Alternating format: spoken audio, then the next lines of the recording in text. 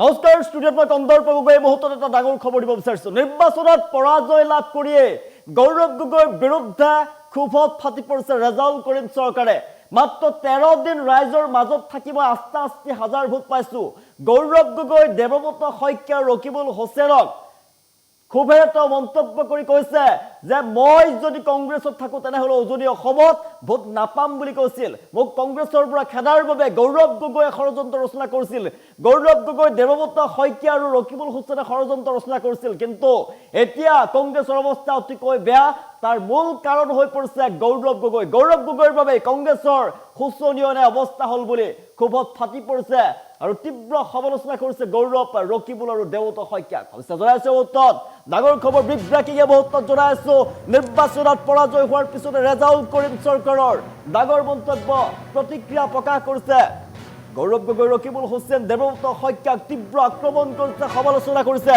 থকা সৰকা কৰিছে এতিয়া মাত্ৰ 13 দিনত নিৰ্বাচনী যুঁজত নামি আস্তা হাজাৰ ভোট পাইছো মই ৰাইজৰ মৰম আৰু আশীৰ্বাদৰ বাবে ইমান ভোট পাবলৈ মই সক্ষম হৈছো ৰাইজে মৰম কৰিছে মোক কাৰণ 13 দিনত ইমানখিনি ভোট পাবলৈ সক্ষম হৈছো ইমানখিনি মৰম পাবলৈ সক্ষম হৈছো মই কংগ্ৰেছত থাকিলে উজনিত ভোট নাপাম বুলি ভাবি লৈছিল কংগ্ৰেছ ৰাজনৈতিক দলত যোগ দি মই ভাল কথা কৈছিলো বেয়া কথা কোৱা নাছিলো কিন্তু কংগ্ৰেছে মোক ষড়যন্ত্ৰ কৰিছিল মই ধুবুৰী শিৱসাগৰ বৰাক ব্ৰহ্মপুত্ৰক লৈ বৰষম গঢ়াৰ কথা কৈছিলো কংগ্ৰেছে মোক ষড়যন্ত্ৰ কৰিলে শিৱসাগৰক ধুবুৰী বনাম বুলি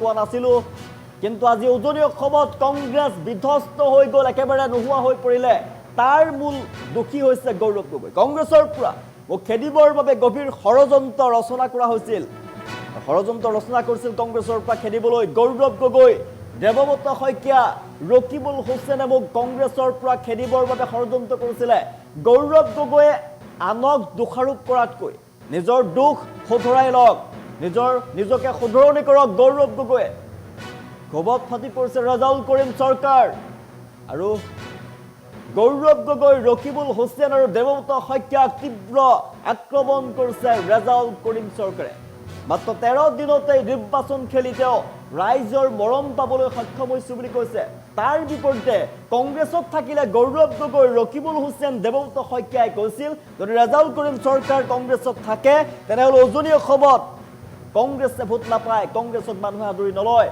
তাৰ বাবে সেই কথা কৈ কংগ্ৰেছৰ পৰা আঁতৰাই পঠোৱা হৈছিল শিৱসাগৰক ধুবুৰী বনাম বুলি ৰেজাউল কৰিমে কোৱা নাছিল বুলি মন্তব্য কৰিছে তেওঁ কৈছিল শিৱসাগৰ ধুবুৰী বৰাক ব্ৰহ্মপুত্ৰ সকলোকে লৈ নতুন বৰষম গঢ়িম বুলি কৈছিলো বুলি কৈছে মন্তব্য কৰিছে ৰেজাউল কৰিম চৰকাৰে কিন্তু শিৱসাগৰক ধুবুৰী বনাম বুলি মই কোৱা নাছিলো কিন্তু গৌৰৱ গগৈ দেৱব্ৰত শইকীয়াই আৰু ৰকিবুল হোসেনে ষড়যন্ত্ৰত লিপ্ত হৈ পৰিছিল কেনেদৰে কংগ্ৰেছৰ পৰা মোক উলিয়াই দিব পাৰি তাৰ ষড়যন্ত্ৰত লিপ্ত হৈ পৰিছিল আৰু সেইবাবে মোক কংগ্ৰেছ দলৰ পৰা খেদি পঠিয়ালে গৌৰৱ গগৈ দেৱব্ৰত শইকীয়া ৰকিবুল হোসেনে কংগ্ৰেছ দলৰ পৰা খেদিবৰ বাবে ষড়যন্ত্ৰ ৰচনা কৰিছিল এতিয়া গৌৰৱ গগৈ উজনিত কংগ্ৰেছৰ যি শোচনীয় পৰাজয় উজনি অসমত নিৰ্বাচনত যি ফলাফল লাভ কৰিছে একেবাৰে লাজ লগা ফলাফল লাভ কৰিবলৈ সক্ষম হৈছে কংগ্ৰেছ দলটোৱে তাৰ বাবে তাৰ মূল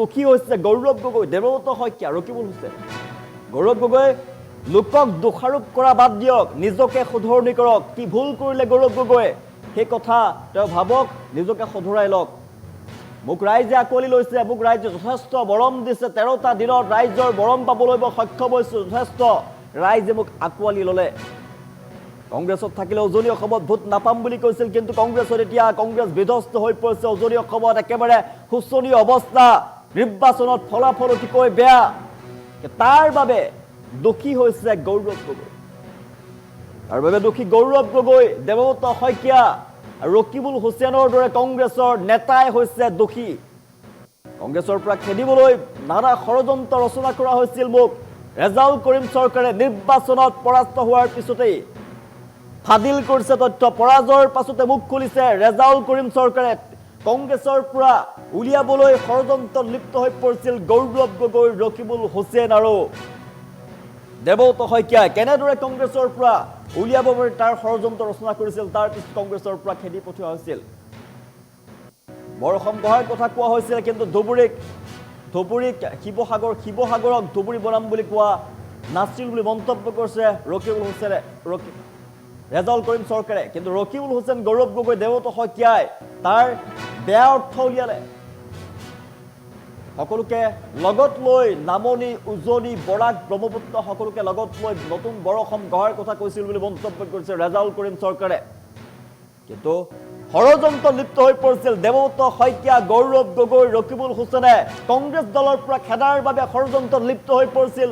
অৱশেষত কংগ্ৰেছ দলৰ পৰা খেদি পঠিয়াইছিল, ষড়যন্ত্ৰ তেওঁলোকৰ সফল হৈছিল। কিন্তু মই থাকিলে উজনি অসমত ভোট নাপাম বুলি কৈছিল, কংগ্ৰেছে ভোট নাপাব বুলি কৈছিল, ৰাইজে কংগ্ৰেছক আদৰি নলয় বুলি কৈছিল, নিৰ্বাচনত উজনি অসমত বিধ্বস্ত হৈ যাব বুলি কৈছিলে। কিন্তু এতিয়াও কংগ্ৰেছে উজনি অসমত একেবাৰে শোচনীয় ফলাফল, কংগ্ৰেছে বিধ্বস্ত হৈ পৰিল। উজনি অসমত বিধ্বস্ত হৈ গ'ল কংগ্ৰেছ, তাৰ বাবে কিন্তু দোষী হৈছে গৌৰৱ গগৈ। উজনি অসমত কংগ্ৰেছ বিধ্বস্ত হৈ পৰিল, তাৰ বাবে দোষী হৈছে গৌৰৱ গগৈ, ৰকিবুল হুছেইন, দেৱব্ৰত শইকীয়া। মুখ উলিয়াবৰ বাবে ষড়যন্ত্ৰত লিপ্ত হৈ পৰিছিল কংগ্ৰেছৰ এই তিনি নেতা। গৌৰৱ গগৈ আনক দোষাৰোপ কৰাতকৈ নিজৰ দুখ শুধৰাই লওক, নিজে শুধৰণি হওক গৌৰৱ গগৈ। আনক দুখ দি থাকিবলৈ বাদ দিয়ক, আনক দুখ দিয়াতকৈ নিজেই শুধৰণি কৰক।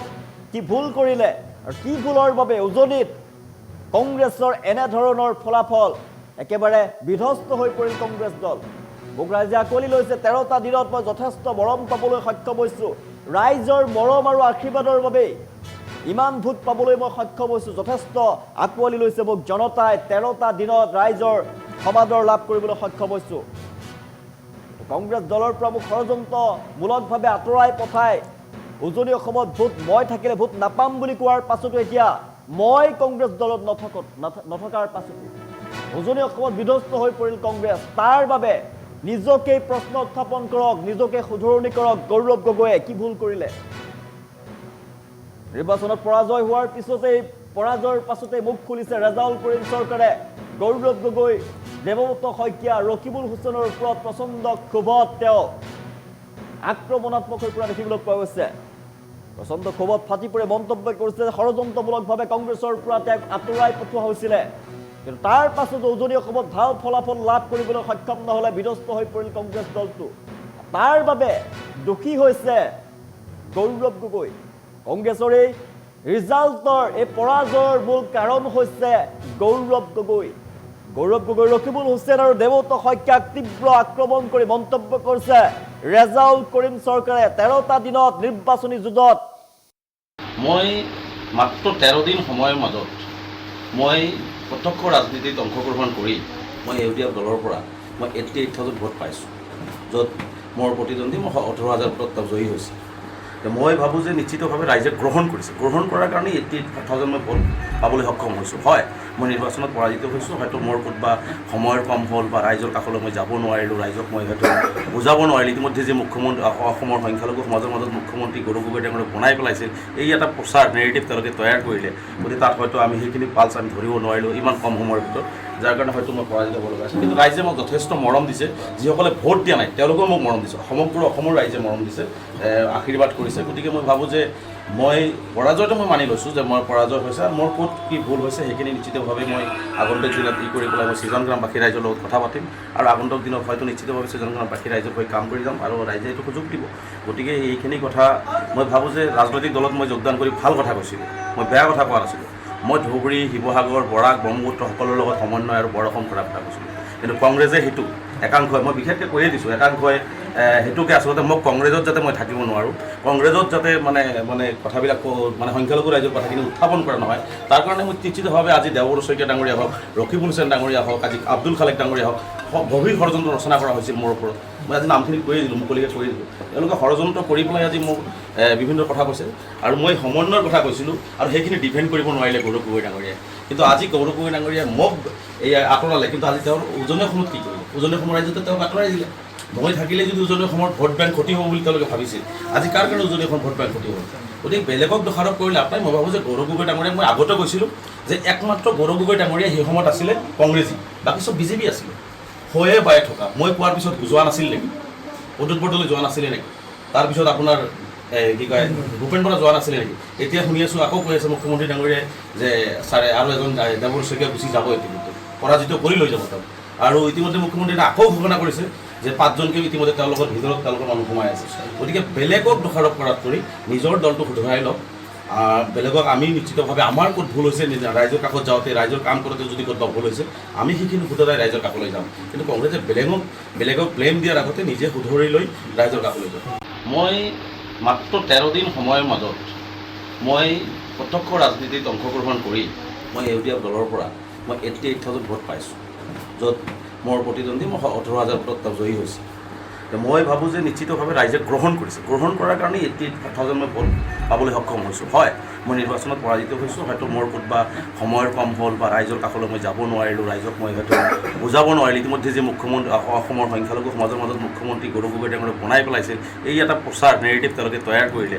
গতিকে তাত হয়তো আমি সেইখিনি পালচ আমি ধৰিব নোৱাৰিলোঁ ইমান কম সময়ৰ ভিতৰত, যাৰ কাৰণে হয়তো মই পৰাজিত হ'ব লগা হৈছে। কিন্তু ৰাইজে মোক যথেষ্ট মৰম দিছে, যিসকলে ভোট দিয়া নাই তেওঁলোকেও মোক মৰম দিছে, সমগ্ৰ অসমৰ ৰাইজে মৰম দিছে, আশীৰ্বাদ কৰিছে। গতিকে মই ভাবোঁ যে মই পৰাজয়টো মই মানি লৈছোঁ যে মই পৰাজয় হৈছে, আৰু মোৰ ক'ত কি ভুল হৈছে সেইখিনি নিশ্চিতভাৱে মই আগন্তুক দিনত কৰি পেলাই মই সৃজনগ্ৰামবাসী ৰাইজৰ লগত কথা পাতিম, আৰু আগন্তুক দিনত হয়তো নিশ্চিতভাৱে সৃজনগ্ৰামবাসী ৰাইজৰ হৈ কাম কৰি যাম, আৰু ৰাইজে এইটো সুযোগ দিব। গতিকে এইখিনি কথা মই ভাবোঁ যে ৰাজনৈতিক দলত মই যোগদান কৰি ভাল কথা কৈছিলোঁ, মই বেয়া কথা কোৱা নাছিলোঁ। মই ধুবুৰী, শিৱসাগৰ, বৰাক, ব্ৰহ্মপুত্ৰ সকলৰ লগত সমন্বয় আৰু বৰষুণ কৰাৰ কথা কৈছিলোঁ। কিন্তু কংগ্ৰেছে সেইটো একাংশই, মই বিশেষকৈ কৈয়ে দিছোঁ, একাংশই সেইটোকে আচলতে মোক কংগ্ৰেছত যাতে মই থাকিব নোৱাৰোঁ, কংগ্ৰেছত যাতে মানে কথাবিলাক মানে সংখ্যালঘু ৰাইজৰ কথাখিনি উত্থাপন কৰা নহয়, তাৰ কাৰণে মই নিশ্চিতভাৱে আজি দেৱৰ শইকীয়া ডাঙৰীয়া হওক, ৰকিবুল হুছেইন ডাঙৰীয়া হওক, আজি আব্দুল খালেক ডাঙৰীয়া হওক, গভীৰ ষড়যন্ত্ৰ ৰচনা কৰা হৈছিল মোৰ ওপৰত। মই আজি নামখিনি কৈয়ে দিলোঁ, মুকলিকৈ কৈ দিলোঁ। তেওঁলোকে ষড়যন্ত্ৰ কৰি পেলাই আজি মোক বিভিন্ন কথা কৈছে, আৰু মই সমন্বয়ৰ কথা কৈছিলোঁ, আৰু সেইখিনি ডিফেণ্ড কৰিব নোৱাৰিলে গৌৰৱ গগৈ ডাঙৰীয়াই। কিন্তু আজি গৌৰৱ গগৈ ডাঙৰীয়াই মোক আঁতৰালে, কিন্তু আজি তেওঁৰ উজনি অসমত কি কৰিলে? উজনি অসমৰ ৰাইজতে তেওঁক আঁতৰাই দিলে। মই থাকিলে যদি উজনি অসমৰ ভোট বেংক ক্ষতি হ'ব বুলি তেওঁলোকে ভাবিছিল, আজি কাৰ কাৰণে উজনি অসমৰ ভোট বেংক ক্ষতি হ'ব? গতিকে বেলেগক দোষাৰোপ কৰিলে আপোনাৰ, মই ভাবোঁ যে গৌৰৱ গগৈ ডাঙৰীয়াক মই আগতে কৈছিলোঁ যে একমাত্ৰ গৌৰৱ গগৈ ডাঙৰীয়া সেই সময়ত আছিলে কংগ্ৰেছী, বাকী চব বিজেপি আছিলে। হয়ে বায়ে থকা মই কোৱাৰ পিছত যোৱা নাছিল নেকি? প্ৰদ্যুৎ বৰদলৈ যোৱা নাছিলে নেকি? তাৰপিছত আপোনাৰ কি কয় ভূপেন বৰা যোৱা নাছিলে নেকি? এতিয়া শুনি আছোঁ আকৌ কৈ আছে মুখ্যমন্ত্ৰী ডাঙৰীয়াই যে ছাৰে আৰু এজন দেৱৰ শইকীয়া গুচি যাব ইতিমধ্যে, পৰাজিত কৰি লৈ যাব তেওঁক। আৰু ইতিমধ্যে মুখ্যমন্ত্ৰীয়ে আকৌ ঘোষণা কৰিছে যে 5জনকে ইতিমধ্যে তেওঁলোকৰ ভিতৰত তেওঁলোকৰ মানুহ সোমাই আছে। গতিকে বেলেগক দোষাৰোপ কৰাত কৰি নিজৰ দলটো শুধৰাই লওক। বেলেগক আমি নিশ্চিতভাৱে আমাৰ ক'ত ভুল হৈছে, ৰাইজৰ কাষত যাওঁতে ৰাইজৰ কাম কৰোঁতে যদি ক'ত ভুল হৈছে আমি সেইখিনি